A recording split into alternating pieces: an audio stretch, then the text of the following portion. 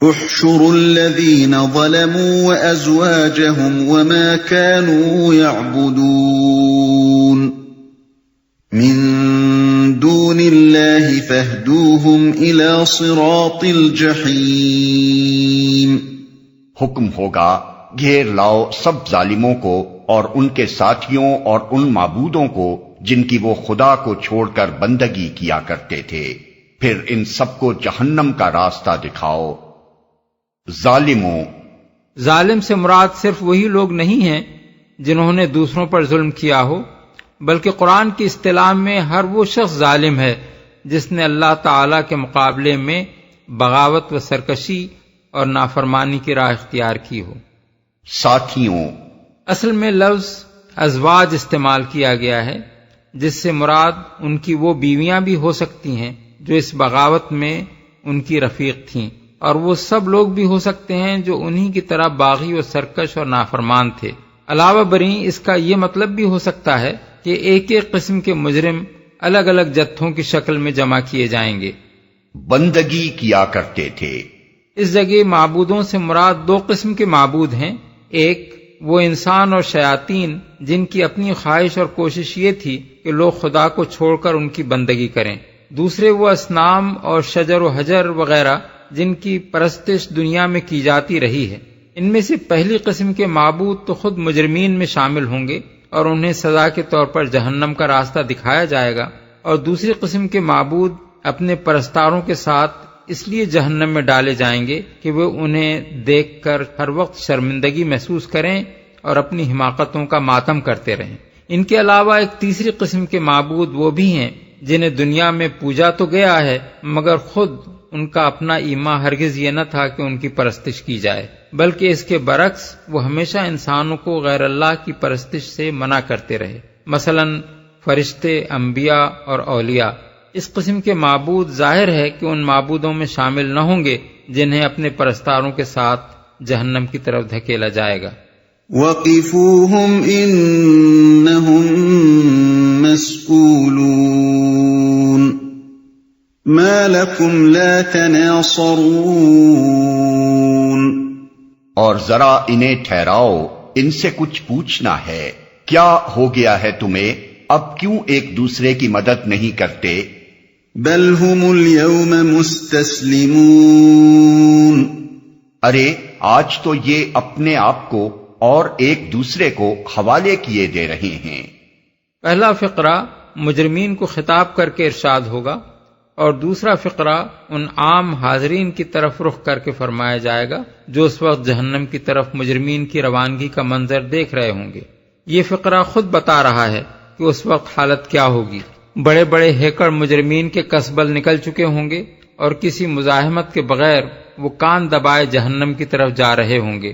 کہیں کوئی his majesty دھکے کھا رہے ہوں گے اور درباریوں میں سے کوئی اعلی حضرت کو بچانے کے لیے آگے نہ بڑھے گا، کہیں کوئی فاتح عالم اور کوئی ڈکٹیٹر انتہائی ذلت کے ساتھ چلا جا رہا ہوگا اور اس کا لشکر جرار خود اسے سزا کے لیے پیش کر دے گا، کہیں کوئی پیر صاحب یا گروجی یا ہولی فادر واصل بجہنم ہو رہے ہوں گے، اور مریدوں میں سے کسی کو یہ فکر نہ ہوگی کہ حضرت والا کی توہین نہ ہونے پائے، کہیں کوئی لیڈر صاحب قسم پرسی کے عالم میں جہنم کی طرف رواں دواں ہوں گے، اور دنیا میں جو لوگ ان کی کبریائی کے جھنڈے اٹھائے پھرتے تھے وہ سب وہاں ان کی طرف سے نگاہیں پھیر لیں گے۔ حد یہ ہے کہ جو عاشق دنیا میں اپنے معشوق پر جان چھڑکتے تھے انہیں بھی اس کے حال بد کی کوئی پرواہ نہ ہوگی۔ اس حالت کا نقشہ کھینچ کر اللہ تعالیٰ دراصل یہ بات ذہن نشین کرانا چاہتا ہے کہ دنیا میں انسان اور انسان کے جو تعلقات اپنے رب سے بغاوت پر مبنی ہیں وہ کس طرح آخرت میں ٹوٹ کر رہ جائیں گے، اور یہاں جو لوگ ہم چما دیگر نیست کے غرور میں مبتلا ہیں وہاں ان کا تکبر کس طرح خاک میں مل جائے گا۔ وَأَقْبَلَ بَعْضُهُمْ عَلَى بَعْضٍ يَتَسَاءَلُونَ۔ اس کے بعد یہ ایک دوسرے کی طرف مڑیں گے اور باہم تکرار شروع کر دیں گے۔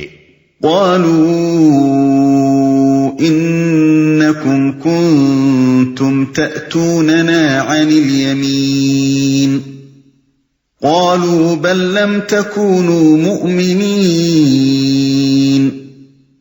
وما كان لنا عليكم من سلطان بل كنتم قوما طاغين فحق علينا قول ربنا إنا لذائقون فأغويناكم إنا كنا غاوين۔ پیروی کرنے والے اپنے پیشواؤں سے کہیں گے تم ہمارے پاس سیدھے رخ سے آتے تھے، وہ جواب دیں گے نہیں، بلکہ تم خود ایمان لانے والے نہ تھے، ہمارا تم پر کوئی زور نہ تھا، تم خود ہی سرکش لوگ تھے۔ آخر کار ہم اپنے رب کے اس فرمان کے مستحق ہو گئے کہ ہم عذاب کا مزہ چکھنے والے ہیں، سو ہم نے تم کو بہکایا، ہم خود بہکے ہوئے تھے۔ سیدھے رخ سے آتے تھے، اصل الفاظ ہیں کنتم تاتوننا عن الیمین، تم ہمارے پاس یمین کی راہ سے آتے تھے۔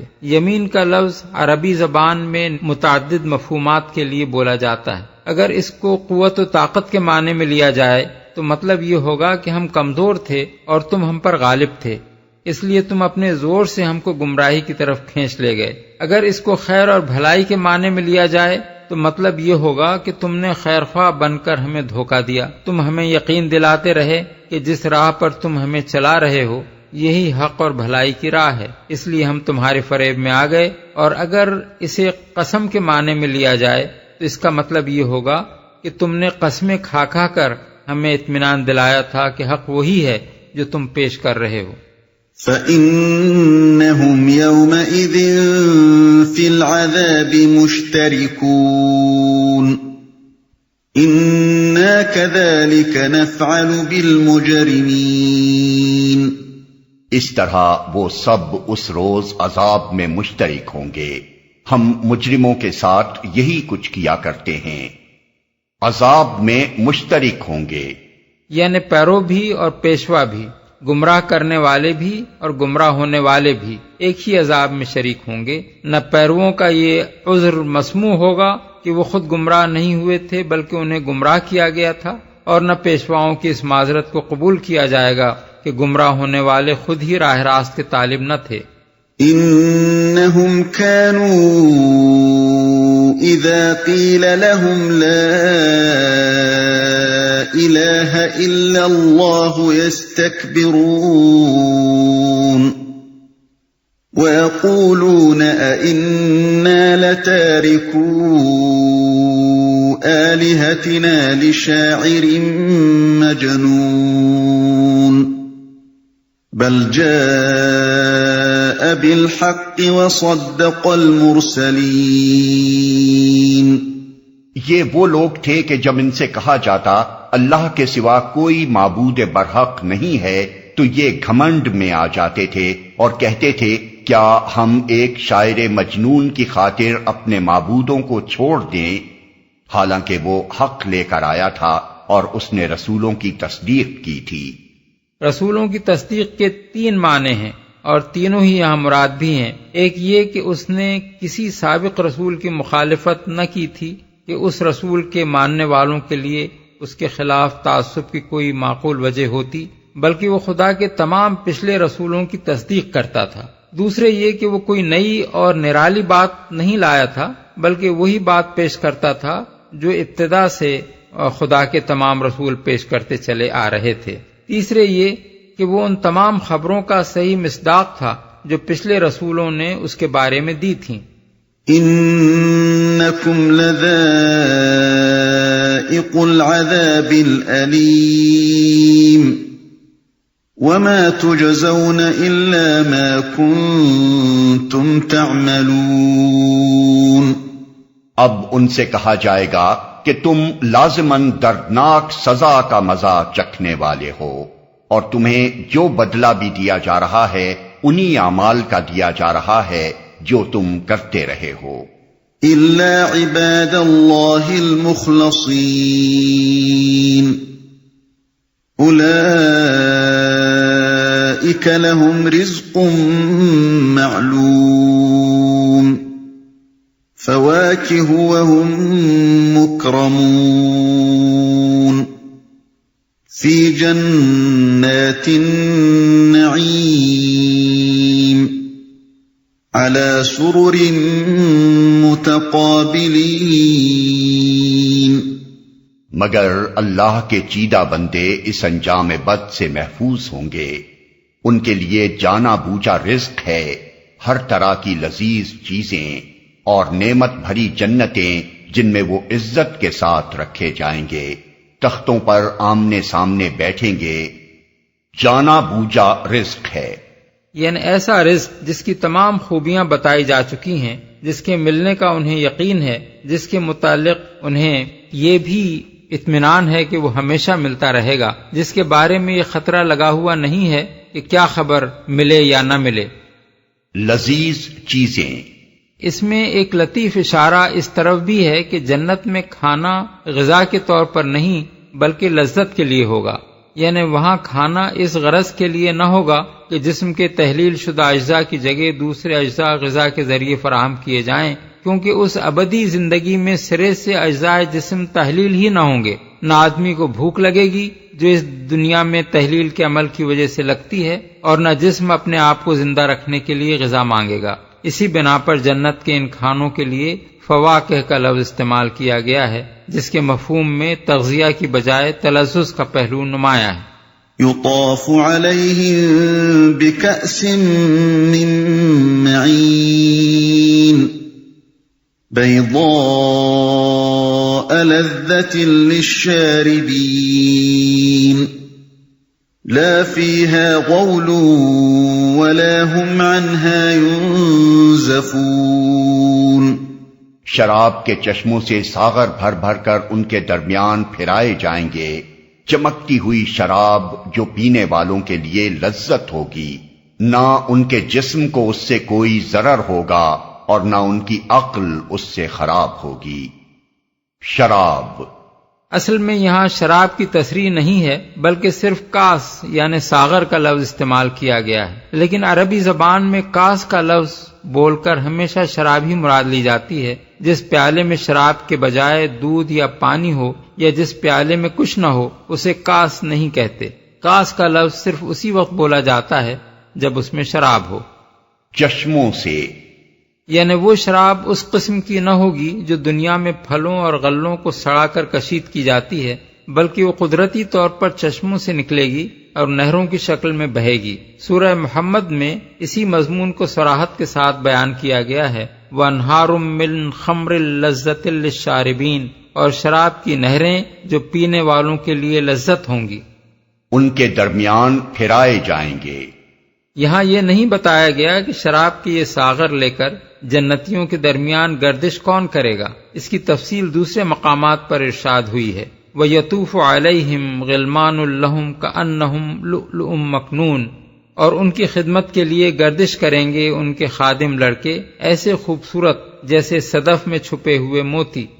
الطور آیت 24. وَيَطُوفُ عَلَيْهِمْ وِلْدَانٌ مُخَلَّدُونَ إِذَا رَأَيْتَهُمْ حَسِبْتَهُمْ لُؤْلُؤًا مَّنثُورًا، اور ان کی خدمت کے لیے گردش کریں گے ایسے لڑکے جو ہمیشہ لڑکے ہی رہنے والے ہیں، تم انہیں دیکھو تو سمجھو کہ موتی بکھیر دیے گئے ہیں. الدہر آیت 19. پھر اس کی مزید تفصیل حضرت انس اور حضرت سمرہ بن جندب کی ان روایات میں ملتی ہے جو انہوں نے نبی صلی اللہ علیہ وسلم سے نقل کی ہیں. ان میں بتایا گیا ہے کہ مشرکین کے بچے اہل جنت کے خادم ہوں گے. ابو داؤد، طیالسی، طبرانی، بزار. یہ روایات اگرچہ سندن ضعیف ہیں لیکن متعدد دوسری احادیث سے معلوم ہوتا ہے کہ جو بچے سن رشد کو نہیں پہنچے ہیں وہ جنت میں جائیں گے. پھر یہ بھی احادیث سے معلوم ہوتا ہے کہ جن بچوں کے والدین جنتی ہوں گے وہ اپنے ماں باپ کے ساتھ رہیں گے تاکہ ان کی آنکھیں ٹھنڈی ہوں. اس کے بعد لامحالہ وہ بچے رہ جاتے ہیں جن کے ماں باپ جنتی نہ ہوں گے، سو ان کے متعلق یہ بات معقول معلوم ہوتی ہے کہ وہ اہل جنت کے خادم بنا دیے جائیں. اس کے متعلق تفصیلی بحث کے لیے ملاحظہ ہو فتح الباری اور عمدۃ القاری، کتاب الجنائز، باب ما قیل فی اولاد المشرکین، رسائل و مسائل، جلد سوم، صفحہ 177 تا 187.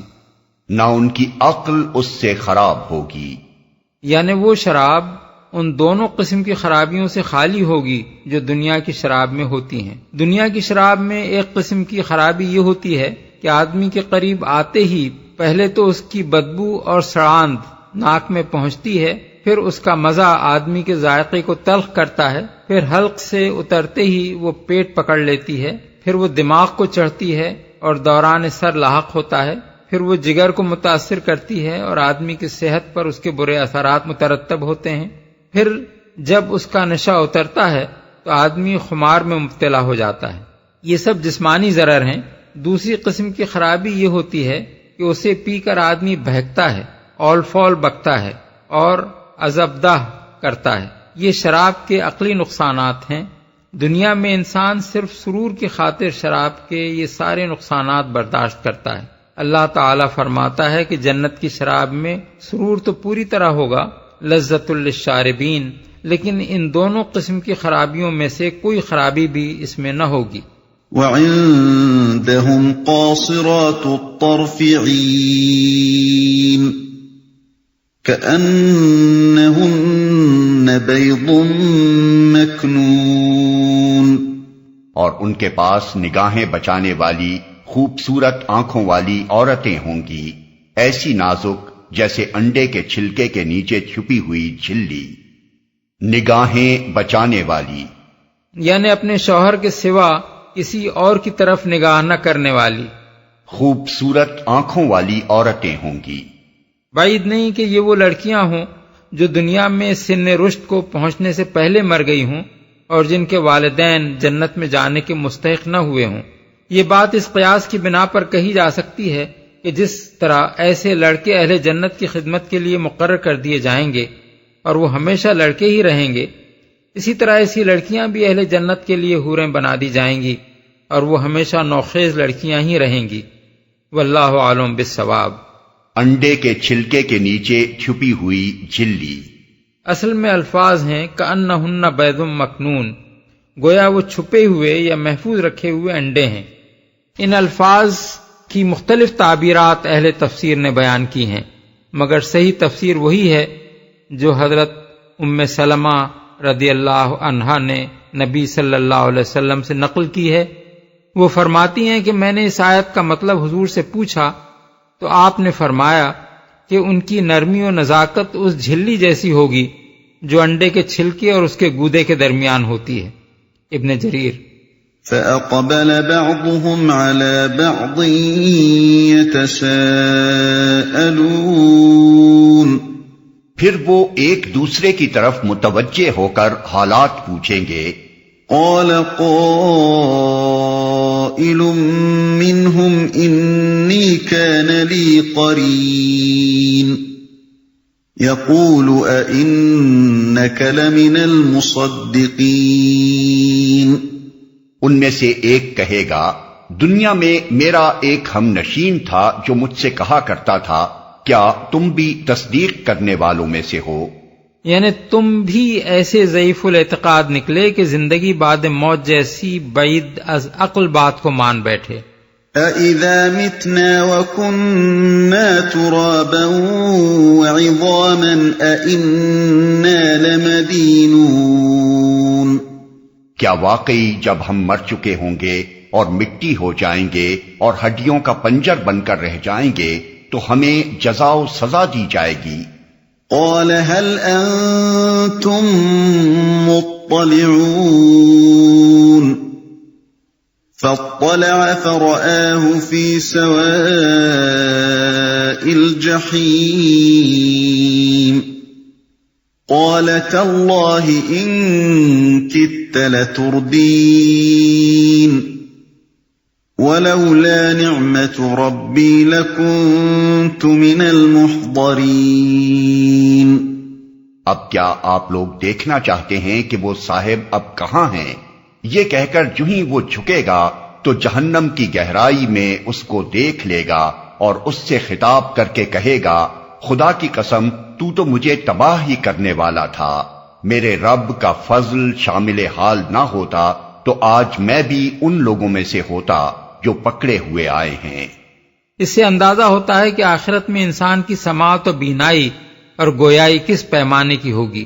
جنت میں بیٹھا ہوا ایک آدمی جب چاہتا ہے کسی ٹیلی ویژن کے آلے کے بغیر بس یوں ہی جھک کر ایک ایسے شخص کو دیکھ لیتا ہے جو اس سے نہ معلوم کتنے ہزار میل کے فاصلے پر جہنم میں مبتلا عذاب ہے۔ پھر یہی نہیں کہ وہ دونوں ایک دوسرے کو دیکھتے ہیں، بلکہ ان کے درمیان کسی ٹیلی فون یا ریڈیو کے توسط کے بغیر براہ راست کلام بھی ہوتا ہے۔ وہ اتنے طویل فاصلے سے بات کرتے ہیں اور ایک دوسرے کی بات سنتے ہیں۔ أَفَمَا نَحْنُ بِمَيِّتِينَ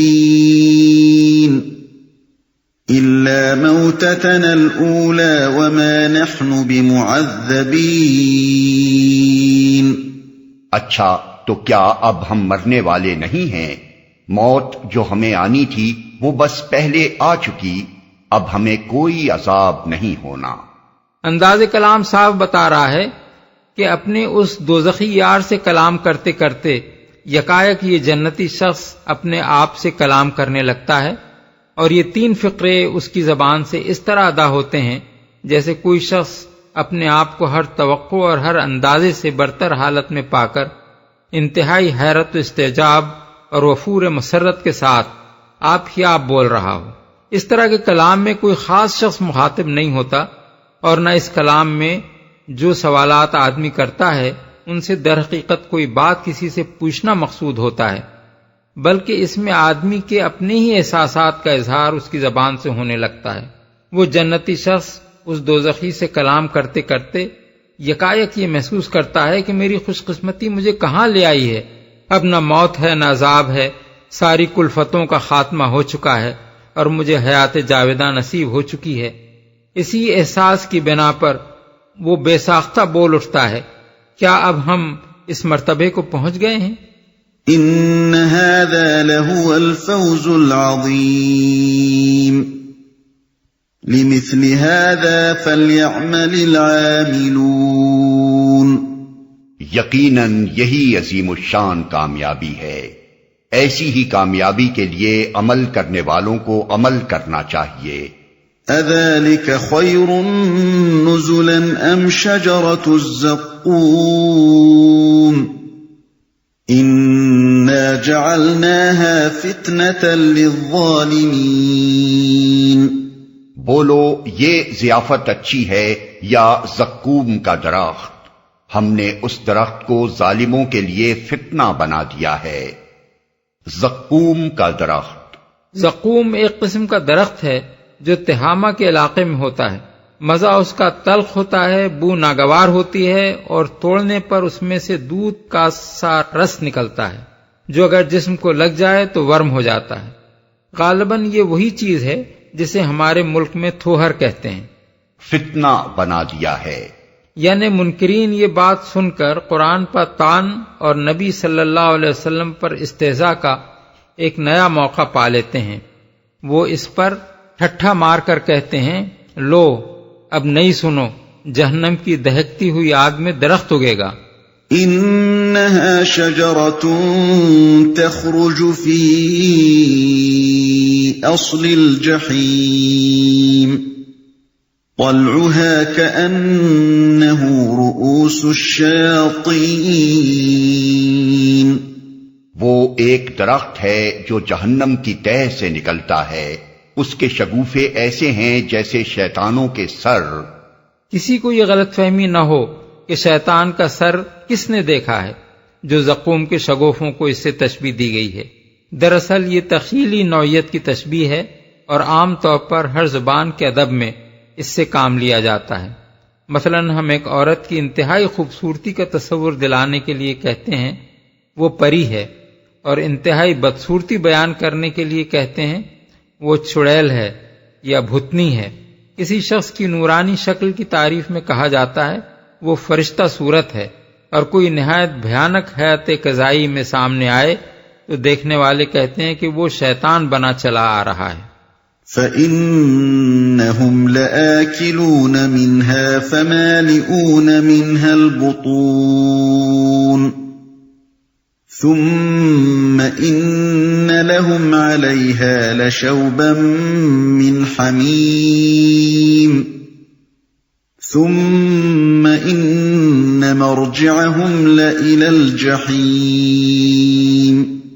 جہنم کے لوگ اسے کھائیں گے اور اسی سے پیٹ بھریں گے، پھر اس پر پینے کے لیے ان کو کھولتا ہوا پانی ملے گا، اور اس کے بعد ان کی واپسی اسی آتش دوزخ کی طرف ہوگی۔ اس سے معلوم ہوتا ہے کہ اہل دوزخ جب بھوک پیاس سے بیتاب ہونے لگیں گے تو انہیں اس مقام کی طرف ہانک دیا جائے گا جہاں زقوم کے درخت اور کھولتے ہوئے پانی کے چشمے ہوں گے۔ پھر جب وہ وہاں سے کھا پی کر فارغ ہو جائیں گے تو انہیں دوزخ کی طرف واپس لایا جائے گا۔ انہم الفوا آباءہم